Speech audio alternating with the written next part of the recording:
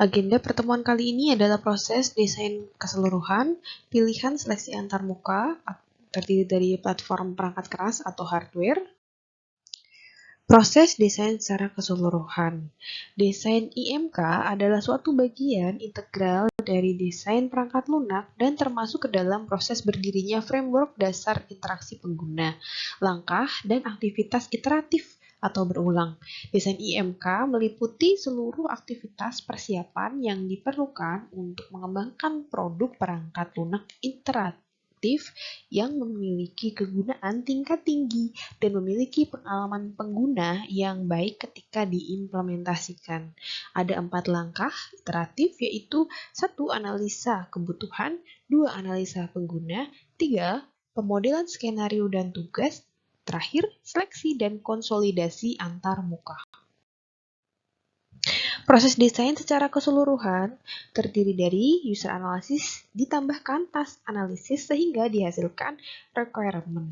Dalam requirement ini terdiri dari fungsional dan juga non-fungsional. Kemudian kita membuat skenario atau storyboard yang menghasilkan object class diagram dan berakhir di implementation atau testing. Proses desain keseluruhan. Analisa kebutuhan untuk membuat perangkat lunak interaktif yang fokus pada pengalaman pengguna, perhatian ditunjukkan pada fungsi yang berhubungan langsung dengan interaksi pengguna. Jadi kebutuhan tugas fungsionalnya dan fungsi yang penting dalam aspek pengalaman pengguna atau kebutuhan fungsional UI. Contoh, fitur penyesuaian resolusi berdasarkan network traffic. Analisa pengguna. Hasil analisa pengguna akan direfleksikan kembali ke kebutuhan, sehingga diperoleh kebutuhan fungsional dan non-fungsional tambahan. Proses sederhana ini menambahkan analisa kebutuhan awal menjadi lebih mengakomodasi pengguna potensial dengan cara yang lebih lengkap. Contohnya, pada rentang usia tertentu membutuhkan fitur font ukuran besar dan kontras yang tinggi, sedangkan rentang usia lainnya hanya memerlukan fitur kecepatan scroll.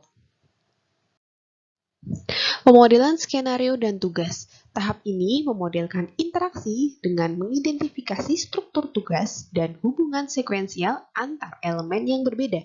Dengan model tugas mentahan, skenario atau storyboard mendetail dapat digambarkan untuk memberikan bayangan ketika sistem digunakan untuk menilai kelayakan model dan kebutuhannya. Contohnya storyboard untuk memilih antarmuka software dan hardware. Seleksi dan konsolidasi antarmuka.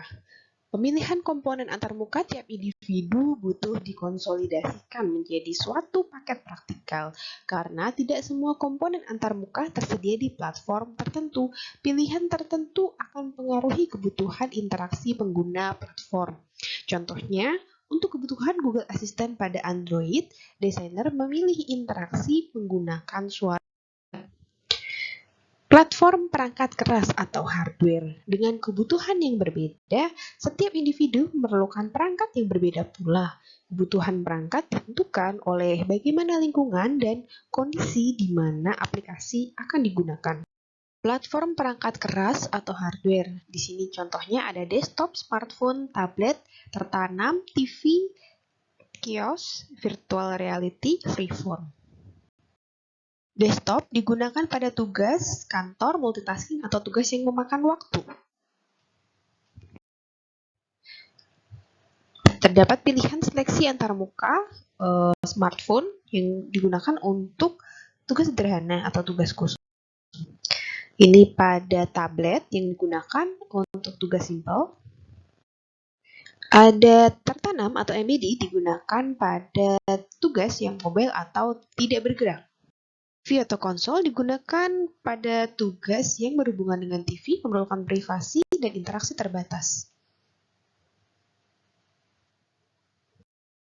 Kios digunakan untuk pengguna umum dan instalasi publik atau tugas tertentu yang ringkas.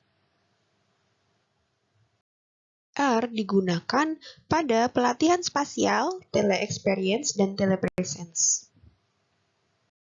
Freeform Digunakan pada platform perangkat keras dengan tujuan tertentu, dengan konfigurasi tertentu.